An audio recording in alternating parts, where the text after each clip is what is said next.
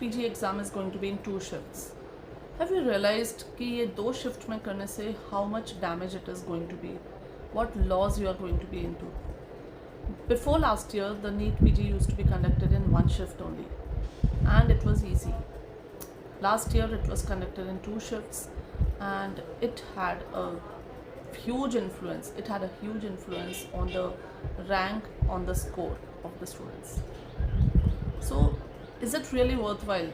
एक ऐसा exam, an exam in which all the MBBS students are sitting, the number of seats is less, the number of students is more. So much is at stake. Your career is at stake. The branch that you are going to do for the rest of your life is at stake. And should the government play with this exam like this? If they can conduct a NEET UG exam in which more than 23 lakh students are sitting and they can conduct it in one go, then why not NEET PG? If INI CT can be conducted in one go, in one shift, then why not NEET PG? What is the reason behind doing it in NEET 2 shifts? And if the online system is the problem, then make it offline. What is the problem there? Why it has to be online only? I feel making this exam offline and making it in single shift is going to benefit the students. Most of all, right now who is struggling? You students are struggling. आपको पता है कि what are the disadvantages of 2 shift exams? सबसे पहले तो यहाँ पे apply होता है आपका concept of normalization. Now this normalization function or this normalization equation is not normal, absolutely abnormal. If you see this formula, I'll show you everything. So students, this is the formula of normalization, as you can see here. Now this is a very difficult formula. It's not something very easy, and this has got a lot of statistics applied into it. So basically normalized marks of suppose jth candidate in the ith sessions. So you have session 1 and you have session 2. So you have both the sessions, right? Now see the formula.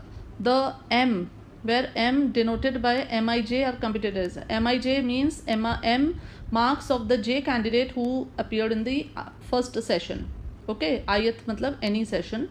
So here the formula is MAGI minus MGQ. matlab MGI means MGI is the average mark of top 0.1% of candidate considering all sessions, means basically average of the topper of all the sessions, minus MGQ. What is MGQ? Is the sum of mean and standard deviation marks of candidates in the paper considering all sessions, means MGQ means average marks of all the students in all the sessions upon. Now this is MTI. What does that mean? Is the average marks of top 0.1% candidate in the ith session. matlab the average mark of the toppers in your session minus MIQ. What does that mean? Is the sum of mean mark and standard deviation marks of ith session. matlab it is the total marks of the average marks of the total students who appeared in your session into again Mij minus MIQ. Now what is Mij? Mij is your marks, raw marks minus MIQ. MIQ is again the sum of mean marks and standard deviation of the ith session of your session plus MGQ. What is MGQ? Sum of mean and standard deviation marks of candidates in the paper considering all the sessions. So this is the formula. I hope you have understood. These are going to be your marks. So basically बात यहाँ पे ये है कि आपने हो सकता है 650 मार्क ऑब्टेन किए हों, आपने हो सकता है 800 में से आपके मार्क्स आए हों 650, लेकिन नॉर्मलाइजेशन फॉर्मूला होने के बाद आपके 650 रहेंगे कि नहीं रहेंगे ये डाउटफुल है. आपके मार्क्स हो सकता है 620 हो जाएं, हो सकता है 660 हो जाएं, कुछ भी हो सकता है. So this is the formula of normalization that is applied to all the students. अब इसके डिसएडवांटेजेस देखो. What are the disadvantages of this normalization process? The first thing is inconsistency and unfairness. Now different shifts होती है ना, उनके different levels होते हैं. जैसे एक shift होती है चलो थोड़ी simple थी, easy थी, दूसरी shift थोड़ी ज़्यादा difficult थी. So इन दोनों shifts में अगर difference of level होगा, difficulty levels होगा, then normalization के जो scores निकलेंगे they will not be accurate. They will be difficulty in getting accurate normalization scores. So there will be discrepancy in the final process, final scores. ठीक है, it will not adequately compensate for differences in the question difficulty leading to final scores discrepancy. होता क्या है, जैसे suppose you have given your exam in a tough shift, आपकी series, आपकी shift के questions tough थे, तो आपके डेफिनेटली मार्क्स थोड़े से कम होंगे as compare to the other shift.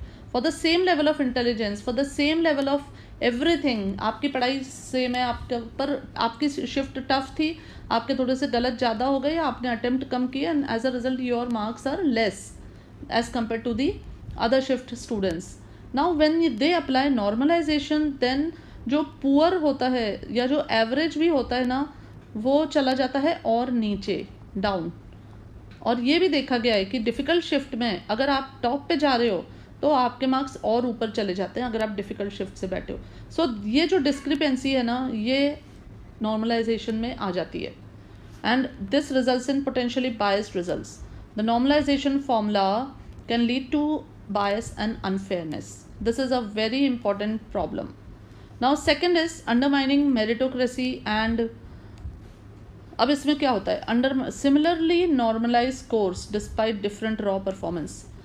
Students with different raw scores में end up with similar normalise scores. अब देखो, आपने ज़्यादा पढ़ाई करी, आपका स्कोर अच्छा था, लेकिन दूसरा बच्चा जिसका स्कोर उतना अच्छा नहीं था वो आपके बराबर आ गया. तो यहाँ पे ये it potentially blurs the line between merit wise ranking. आपका एज अ रिजल्ट रैंकिंग नीचे चली जाती है. What is the impact on ranking? It affects the final ranking of the candidates. It shifts the order of candidates based on their normalized scores rather than the raw performance. हम यहाँ पे बात कर रहे हैं रॉ परफॉर्मेंस की. हम सारी बात यहाँ पे रॉ परफॉर्मेंस की करते हैं. जब हम पढ़ाई करते हैं, हम अपना स्कोर देखते हैं. आप स्कोर में नॉर्मलाइजेशन लगाते हो, नहीं लगाते हो. आपको लगता है मेरे तो 800 में से 750 आ रहे हैं तो मेरा बहुत अच्छा होगा, है ना, और वहाँ जाके आप देखते हो कि आपके तो 650 ही रैंक मतलब स्कोर आया है. ये क्या हो गया? ये हो जाता है. There is lack of transparency, there is no official methodology. एक बिल्कुल भी there is no normalization methodology clearly defined, and as a result there is lack of fairness and transparency. Lack of answer key, answer keys नहीं देते हैं, इससे process making it difficult for candidates to assess the difficulty and difficulty in understanding the process. बहुत सारे candidates को समझ ही नहीं आता है कि ये नॉर्मलाइजेशन क्या बला है, समझ में नहीं आता है क्या है ये, क्यों कर रहे हैं ये. This is the problem. And then normalization process, इसीलिए हमने ये जो फॉर्मूला देखा है, ये मैंने आपको इसीलिए दिखाया है कि आप देखो, is this formula good. So सबसे बड़ा प्रॉब्लम है फेयरनेस. सेकंड, आपका रॉ मार्क्स आपको नहीं पता चलते हैं. You never come to know what were your raw marks. Third चीज़ है, इससे मेरिट अफेक्ट होती है. आपका परफॉर्मेंस अच्छा है लेकिन आपकी मेरिट डाउन चली जाती है, क्योंकि जिनका परफॉर्मेंस अच्छा नहीं था वो ऊपर आ जाते हैं. ये बहुत बड़ा प्रॉब्लम है. एंड एज अ रिज़ल्ट, और ये सब क्यों हो रहा है, जब आप डबल शिफ्ट में एग्ज़ाम करोगे तो ये नॉर्मलाइजेशन लगाना ही पड़ता है. डबल शिफ्ट में एग्ज़ाम हुआ मतलब नॉर्मलाइजेशन लगाना पड़ रहा है. तो डबल शिफ्ट का एग्ज़ाम नॉर्मलाइजेशन लगाता है, इसीलिए हमें डबल शिफ्ट नहीं चाहिए. एक शिफ्ट में एग्ज़ाम करो. सरकार को आप सब जाके आप प्लीज़ एप्लीकेशन डालो कि एक शिफ्ट में, one shift, somebody see you students have to go and speak up in a united front. UDF करके जो है ऑर्गेनाइजेशन, वो कर रहे हैं, they are making an effort and that is a very good effort that they are making, कि ये जो चीज़ है नॉर्मलाइजेशन, डबल शिफ्ट नहीं होना चाहिए. This is such an important exam, such an important exam. ये आपकी ज़िंदगी का, ये आपका करियर बनाता है, ये आपका पूरा लाइफ टाइम का डिसीजन होता है. तो इस चीज़ को आप इस तरीके से मतलब इस पे चांस नहीं ले सकते हो. सो this is something very important and you student should make a United front end put up a United front. And please हमें सिंगल शिफ्ट चाहिए, ये इसको आपको बोलना होगा.